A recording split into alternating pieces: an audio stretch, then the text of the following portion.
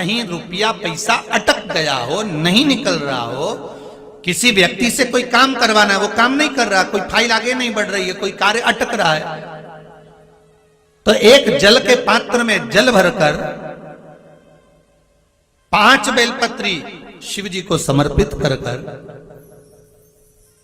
कुंदकेश्वर महादेव का नाम लेकर एक सफेद पुष्प बेलपत्री के ऊपर जो शिव जी को चढ़ाई है उस पर समर्पित कर जल जो लेकर गए हो, अपनी उस कामना को कर कि मेरा ये कार्य अटक रहा है, ये कार्य नहीं हो रहा, कुंदकेश्वर महादेव का नाम लेकर धीरे धीरे जल की धार चढ़ाइए। और एक बात हमेशा याद रखना, फिर निवेदन कर रहे हैं, अच्छे से समझ लेना, शंकर जी पर जब जल चढ़ता है, शिव जी का जब अभिषेक होता है, शंकर जी पर जब जल चढ़ाया जाता है, दूध चढ़ाओ, जल चढ़ाओ, कुछ भी चढ़ाओ, पर एक बात का स्मरण अपने जीवन में होना कि इतने ऊपर से मत चढ़ाना कि जल चढ़े और छींटे आपके ऊपर आए।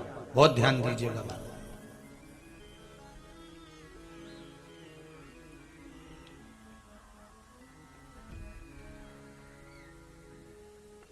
यहां तक वर्णन करा गया है कि शंकर जी का जल चढ़ा हुआ जहां से बहकर जाता है ना, उसको लांगा तक नहीं जाता। यहां लांगते हैं क्या? नहीं ना, परिक्रमा भी करेंगे तो वहीं से लौट कर वापस इधर जाएंगे। शिव जी का जहां से जल बहकर जा रहा हो, चढ़ा हुआ जल जहां से बहकर जा रहा हो, उसको लांगा तक नहीं जाता। और कई लोग बड़े बड़े आनंद में शंकर जी पे इतनी ऊपर से जल चढ़ाएंगे तो वो छींटे पूरे अपने ऊपर आना चाहिए, शरीर पर आना चाहिए। नहीं नहीं, उसका दोष है महाराज, उसका दोष है।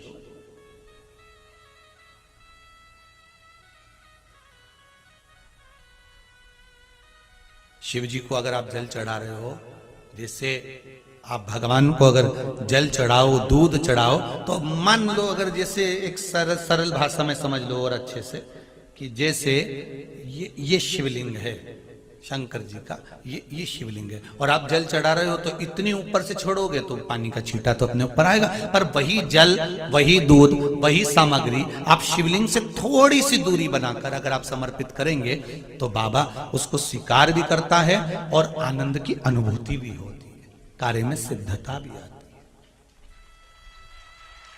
कार्य में उसकी सिद्धता भी। अब तुम तो ऊपर से छोड़ रहे हो जिससे वो पानी तुम्हारे ऊपर ही आए, तो वो एक अलग प्रसंग है, बोलिए एक अलग विषय। बहुत ध्यान देना महाराज, भगवान को कभी भी कोई भी सामग्री, जैसे भगवान के मंदिर में अगर फूल चढ़ाने जा रहे हो, भगवान के मंदिर में अगर पुष्प समर्पित करने जा रहे हो, तो फूल का मुख अपनी ओर नहीं होना चाहिए। फूल का मुख कहां पर होना चाहिए? जम के बोलो जरा, भगवान की ओर।